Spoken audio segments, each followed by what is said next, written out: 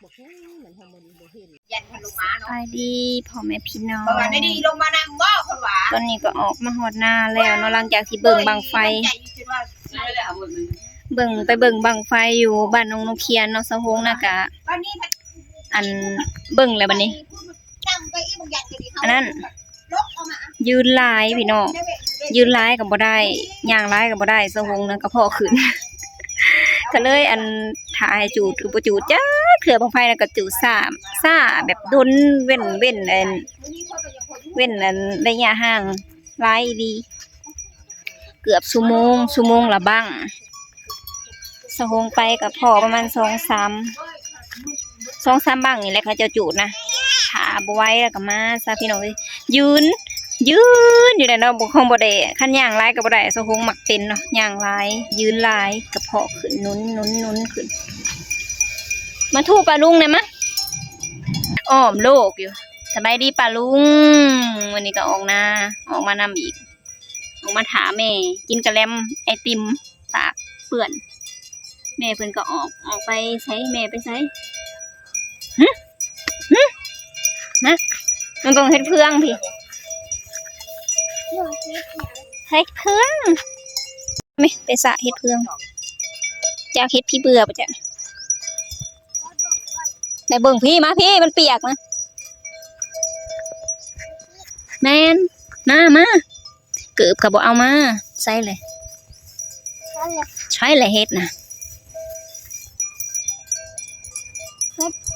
เห็นบ่นี่ห้องเย็นเฮ็ดพี่เบื่อเฮ็ดโดแมงโมเมนต์ลงเงาป้าจ้ะกองเพื่องเน่ามันเน่าแล้วมันมักออกแต่ว่าเหยียบไปเหยียบมาหมุนไปเลยค่ะมันออกก็ได้พูนตะเวนฮะบ่จับไปจับเฮ็ดอันดาจับยังพี่เบื่อพี่เบื่อถาแม่มาจากเมื่อพี่มาพี่เขาจะเอามาแต่เบิ่งบุญบังไฟวัยรุ่นเอาพี่น้องคนนี้ก็ล้างร้านเพื่อกระซอยเนาะหาเฮ็ด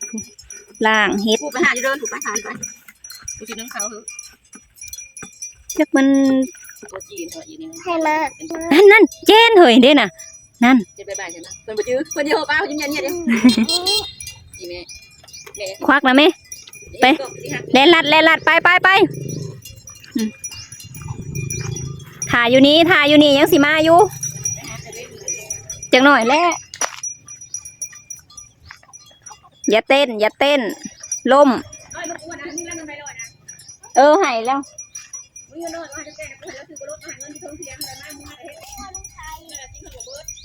มันจะกินยังมันบริยาก็ทำมันเย็นนะทำนะวานนี่มันก็บริกินมันเย็นอยากไปเบิ่งบุญบางไผอยู่กับตารถฮะบ่หาบ่หาเดพี่น้องอันแม่ก็ไปหามาตื่มกันเนาะเพิ่นไปหาพูนฮอดอันย่างเป็นโล2 โลปลาโลดจนสิเป็นวินเป็นอันนั่นบอกว่าบ่ให้ไปกะบ่พังพอได้ไปตื่มกันกับอันของสะโฮงอยู่บ้านเนาะล้างให้เรียบร้อยจักสิต้มมื้อแรงนี่แหละสิเอามาต้มอยู่เรือนเนาะสะโฮงก็สิไปหาเฮ็ดตื่มก่อนเฮ็ดพอยังอ่อนอยู่อันนี้ของย่าเนี่ยเนาะย่าก็เอามาให้เพิ่นหาเบิดมื้อเพิ่นว่าเลี้ยงงัวแล้วก็หาไปนำป้าแม่มันขำน้ำบริง่ายนี่ก็ค่ะอันอยู่แถวนี้ยุ่นอันนี้นี่นะในไซก็เพิ่นว่าในนาปลาไหลนี่นี่นะในเด้อในกบจิกว่าเฮาเอาไปการเด้อ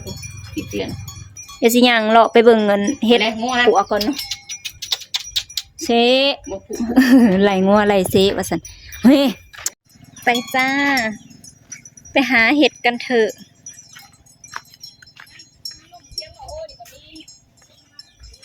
สิเอาเห็ดปวกเห็ดพอบ่เอาแล้วตะเว้นยังอยู่เทิงพุ่นแม่นะกาไปหาเห็ดพี่น้องไปหาเห็ดไหสะโฮงนี่แหละไปพูนไกลเรียเราบอกบ่ไปแล้วก็ไปเมื่อยคือหากคันเมื่อยแล้วก็แต่ว่าคนเป็นเบาหวานนะเนาะเวลาเมื่อยแล้วก็สิเมื่อยสะอิดสะอ้อยเขา แต่ว่าไปผู้เดียวไปกับไปไกล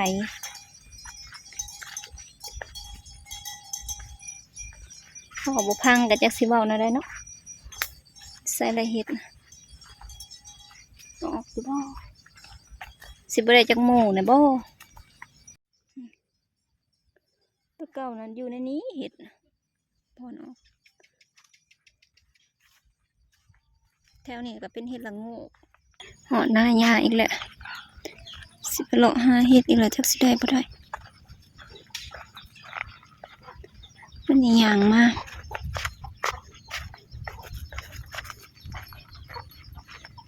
หน่อไม้ก็จะเป็นบ่เป็นเนาะก่อนหน่อไม้จะออกบ่ออกไปใส่แล้วไปใส่แล้วเผาเทียนน่ะ ออกอยู่หน่อไม้ โอ้ยเอาพวกนั้นแหละคนนั้นมันขึ้นมันขึ้นโคน นี่เด้นี่ ถ้าแม่นเอาดินมาโคนหัวเอาเด้อ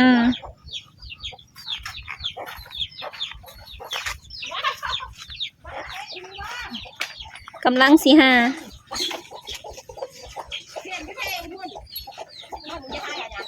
ถ่ายหน่อไม้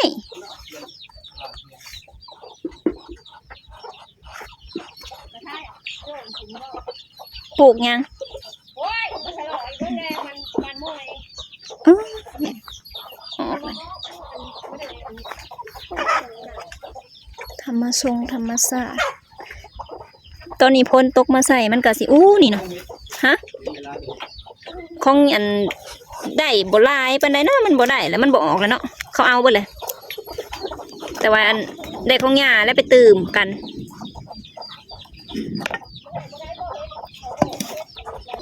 กับเข้าสู่โหมดเดิมสิไปรอเบิ่งอีกก่อนยังมันสิได้บ่ได้ได้บ่น้ำบ่าวว่าเฮ็ดพอออกหลายว่าซั่นพี่ทั้งให้นาพ้นก็สิตกแล้วประจักนี่นะพ้นขึ้นมาเลยหาเบิ่งแล้วเฮ็ดปวกแถวนี้นะหาเบิ่งแล้วเฮ็ดปวกนะบ่ออกบ่เว้าหาเฮ็ดแล้วก็มาอีกแล้วพี่น้องหญ้ามีแต่หญ้าหาให้สิได้บ่จัก โอ้ง่วงกินกาคือบ่ไล่อะนะ ใส่มันวะมันนี่ก็ได้ซื้อหวานมาให้อันผู้หาเฮ็ดซอยบ่มีบ่เฮ็ดปวกนะเทียน ให้หมดไปให้ปวดนะให้ปวด คือบ่ไป ไปนะ บ่อาย นั่งเล่นโทรศัพท์เนี่ยมาถึงแล้วป้าไปหาเฮ็ดปวกแมงจุดจีที่มันอยู่ในกองขี้ควายนี่กองขี้งัวเด้อควายบ่มีละบ้านสะหงพี่น้องหมู่แรกกระตานี่มานแห้งอะไรเบิ่งฉันจะเก็บให้ดูมันบ่ทันแก่แล้ววะเนาะ2 4มันดูนออกมาหอดเทิงพี่นี่โอ้กำลังแตกเลยนี่ว่าสิมาเอาเห็ดปวกนะมื้อนี้นะว่าสิมาหาเห็ดปวกว่าสิเอาเห็ดปวกสิได้เห็ดอันนี้บ่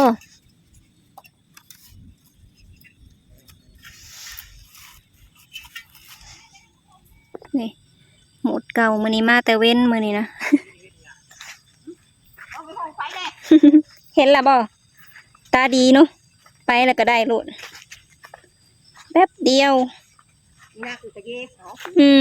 หญ้าก็ได้พอหญ้า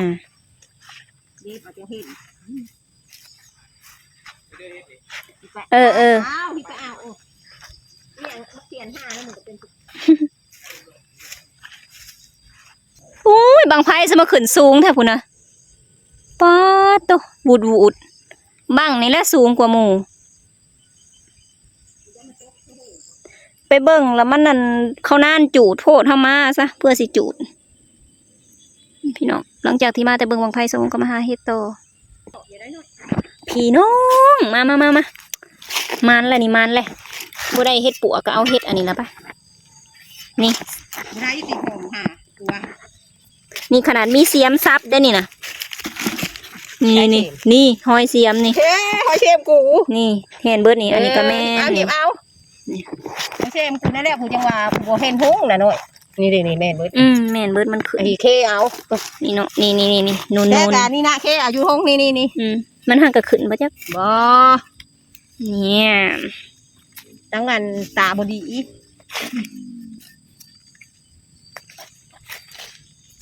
นี่ มันแล้วได้นี่ยังอ่อนอยู่เด้อนี่นะ อ้อนเลย นี่ยิกจุ้ยโลด เนี่ยยิกมัน รีบยิงเข้าไปล่างนะแตกปอกแป๊กมันอ่อน แต่คือมันหมดเนี่ยนั่นได้ข้างบนมันปลูอยู่ลี่แต่จำใดจำหนึ่งมันบ่ได้มัน นี่ติมามือได้กับมันมือนั้น นี่เด้นี่บนเก็บกับนี่อยู่ บ่ไล่วะหาเฮ็ดปวกบ่หาเฮ็ดพอโอ้ยหาโลดมือมา ไปยำได้ก็ได้ยำนั่นแล้วอะ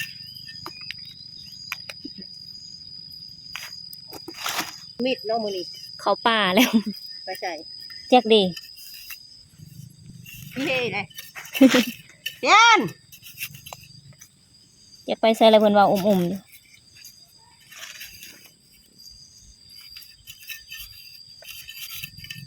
นี่ เดี๋ยวจะดอกนับหัว 10 ปลายเลยดิ หนังยาวมันนะพูเล่นมันพูดไม่เล่นเราก็พูดเลยตัดเนาะนี่นะหูเลยตาอย่าง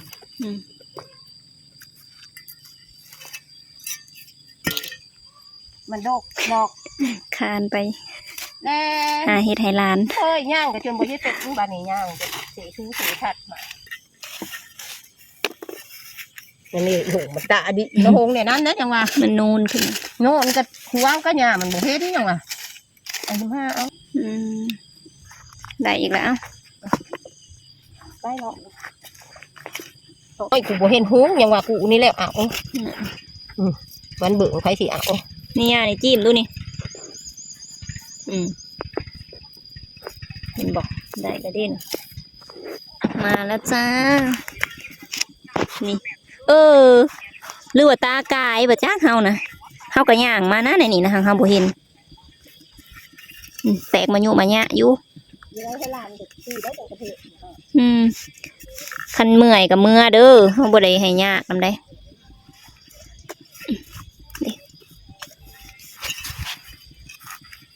โอ้ถือมีดขาพระเจ้าเลยได้นี่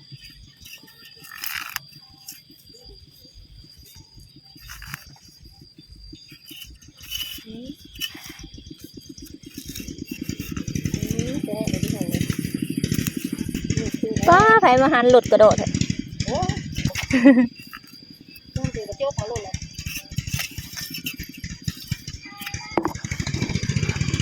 ขุดเอา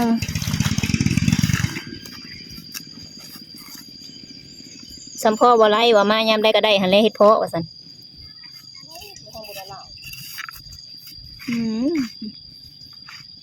มายามใดก็ได้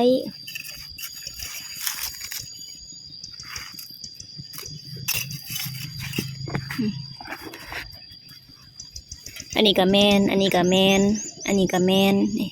แมนเบิดเลยนี่นี่น้อยนี่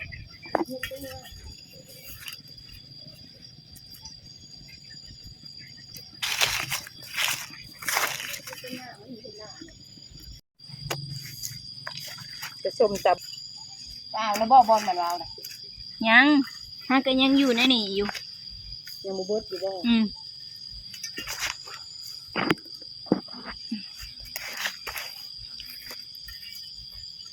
แล้วนี้แหละกูเอาไปเลยนี่ก็เคยเห็นเราเป็นเต่าเบิด ปีนี้ใครแต่เอาทันเนาะ โอ้ยแม่บักเบล เรามาหา มีก็ชื่อได้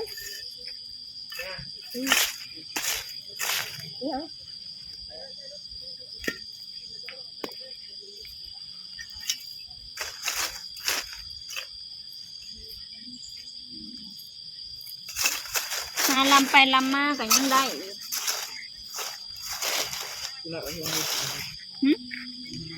ลายบ่อยู่ในนี่ก็ยังมีอยู่ก่อนมานี่นะเบิ่งลูก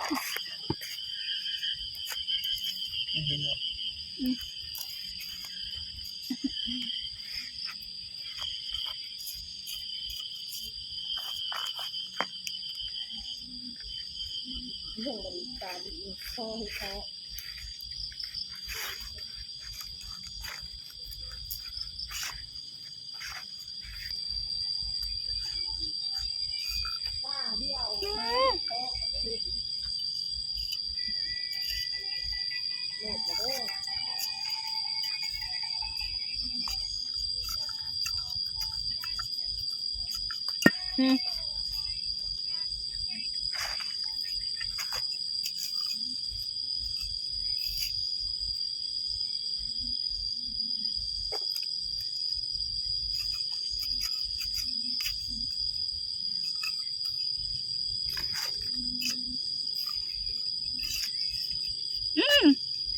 มีดถือกแล้วจั่วโลด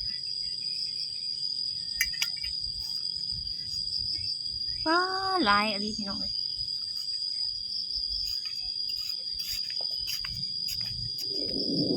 โอ้บังไพ่นะยังบ่ได้เศร้าอยู่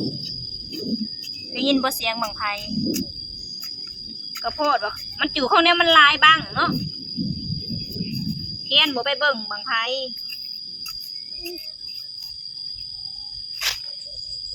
เขาจูดเพื่อสีเบิร์ดของแนว10 ปลายบ้าง14บ้างบอกทางบ้านเขาเขตบ่บ้านมาแต่พ่อของกูคนไทยฝั่งไทยกับมาชลบุรี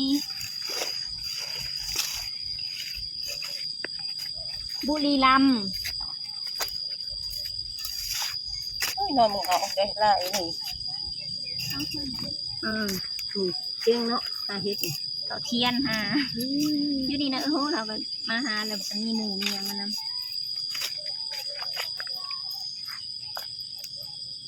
อยู่ในคลองน้ำ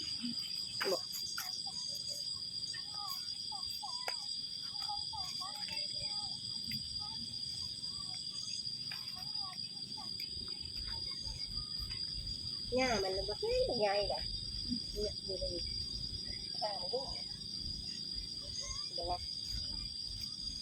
แค่ต้องดอกใหญ่แต่แค่ตัวเนี่ยมันสิเห็นลูกกันเนาะเนี่ยเห็นดอกไอ้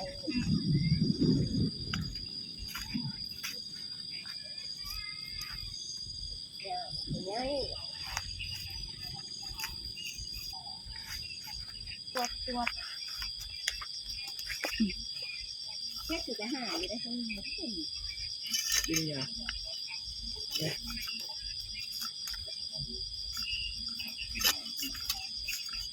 ดอกไม้เนาะ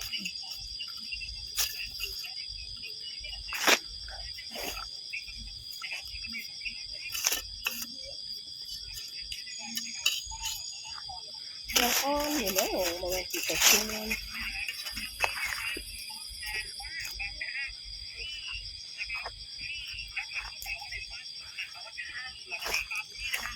โลกก็มันทำมันบ่เห็นลูกหลานมันนะใจใส่ลูกหลานเล่นร้อน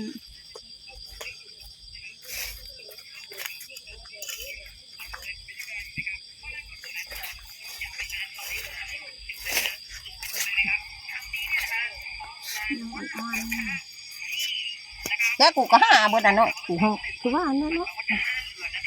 หาบ่ได้ถอยหน้าถอยหลัง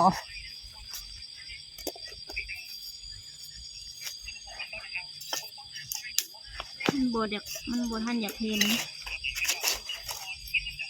มันตาดีโอ้มันเลยเห็นดอกดำดี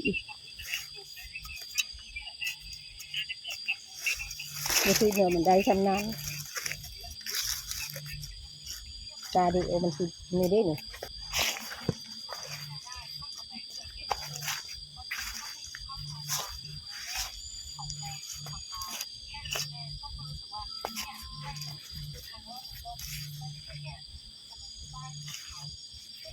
มันจะเทียบโดด10 60นี่ บ่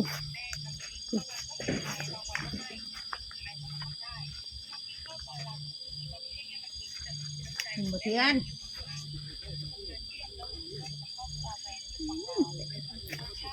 เห็นบ่ฮู้ทำหญ้ามาก็ได้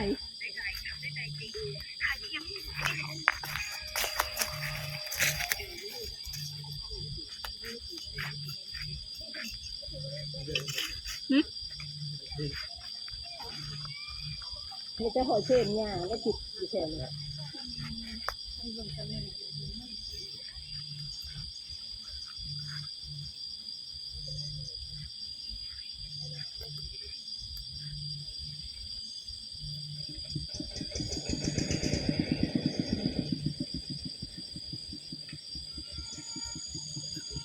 นั่นเลยนะว่าแค่ละ5เลยนะ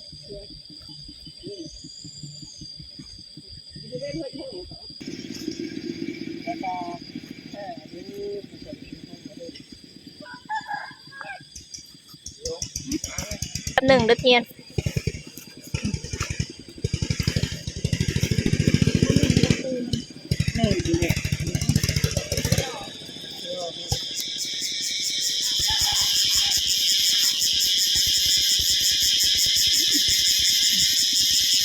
มีหญ้าเนาะนั่นเห็นอยู่ที่เนาะ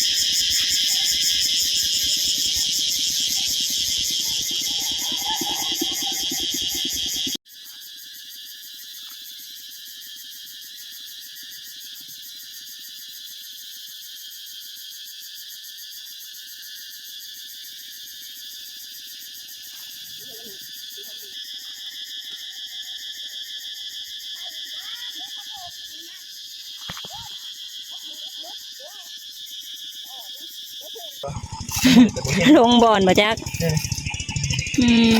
อุ้ยถือมีดแล้วตัวนี้นะ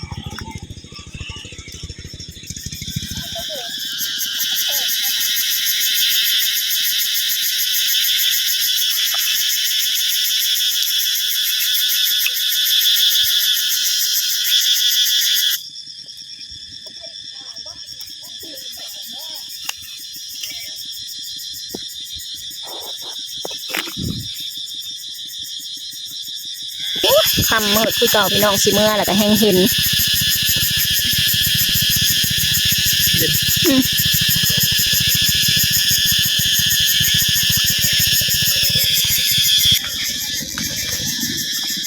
โอ้มุนเลยฮะ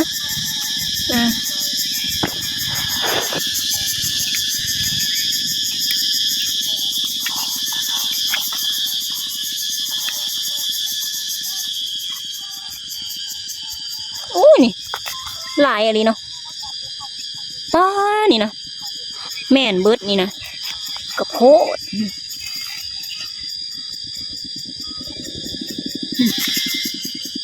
เป็นจุ่มเป็นจุ่ม